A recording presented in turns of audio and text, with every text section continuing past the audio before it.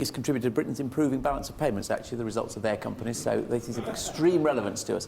And the thing I want to draw out from your question is it's very easy for me to say, yes, of course there could be hybrids, and I'm sure there are. But one of the things here is about the purity of the model. And I always say it's very easy to think we'll have a bit of that, and we'll just copy a bit of the John Lewis, the co-owned model. But I would put to you that that is actually on its own not sufficient. And one of the real pieces of magic about the John Lewis model is that all the different bits glue together to form a complete. So let me give you a really hard-nosed example of this.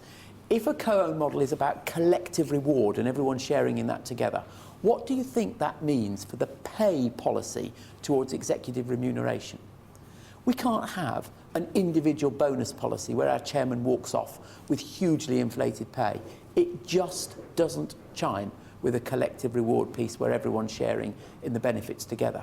So what this is about is taking some tough decisions over things like that. And I would put it to you that even in a hybrid model, you might try to dodge some of those tough decisions. And I think that would actually weaken the effectiveness of the model. Thank you. Next question. It's at the back. Just considering your name, where you're from. Sorry, Oliver Lewis from Oxford. A good university to go to, sir. Considering your amazing success in the last few months, do you think that it's likely that other firms will decide to adopt your model independently without government intervention? Right. Great question. I think, to be honest, it is very difficult to see that existing big businesses are suddenly going to wake up overnight and adopt our model. How does a current publicly traded company become a partnership on our basis? It won't happen. And we have to be realistic about this. And that's why, in my talk, I concentrated on how the new businesses, and the great thing about Britain is it's creating businesses at such a rapid rate. Let's look for the successes of the next generation and make sure they're the co-owned companies, rather than actually expect the unrealistic to happen. Yes. Joseph Howard, London. When you look at the geographical distribution of John Lewis shops, you'll see that they are in the more affluent areas. Mm-hmm. When I go to a John Lewis shop, I'm prepared to pay more, notwithstanding you'll never know from the sold Yes. policy, because I like John Lewis and that's something I want to continue. Do you really think that this is a model that can be wheeled out from the bottom of the market, where people don't have the money to just effectively make a charitable donation whenever they buy something? You are confusing two things. You are confusing our customer proposition, which, as you quite rightly say, is a mid to premium proposition. And any retailer has to decide where it's going to be on that. And I'm very proud to defend where we've chosen to be. But that is being confused with the ownership model. And the ownership model in John Lewis is not the preserve of a small number of extremely well-paid city traders. It is actually employing 72,000 people, many of whom are only slightly above the national minimum wage in their pay. And it's the people that buy in your shops like the model, so they were prepared to pay more. But that's not the point I'm making. The model works because it is commercially successful, and we have chosen where we're going to focus in terms of what we offer to customers. But the real magic of it is how it is delivered through all of the employees. I could choose to have a luxury model or, frankly, a value model.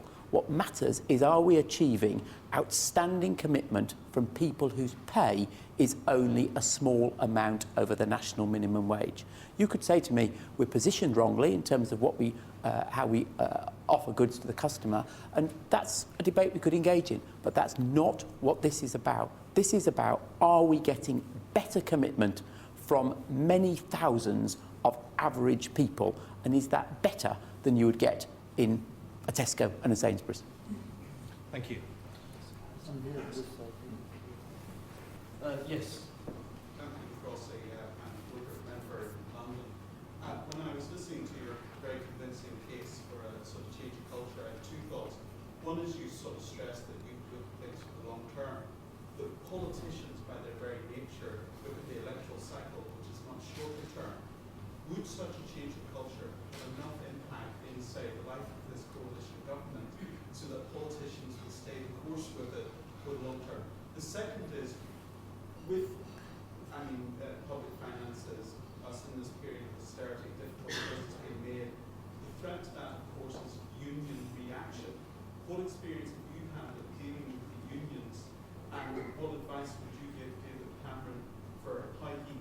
have that change of culture and still bring the unions with? Okay, great question.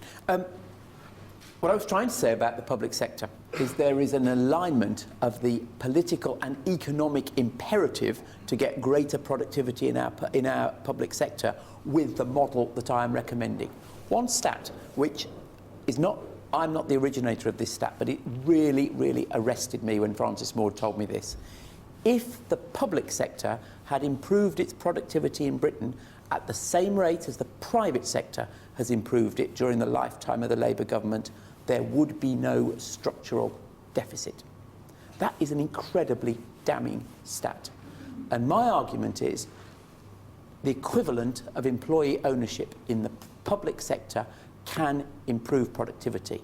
So there is no conflict between the short-term political need and the long-term fairer model, greater responsibility being shared amongst all employees. They are perfectly aligned, and this is why I genuinely think this is a time where we have to get out there and shout the case, because it can bring about that cultural change.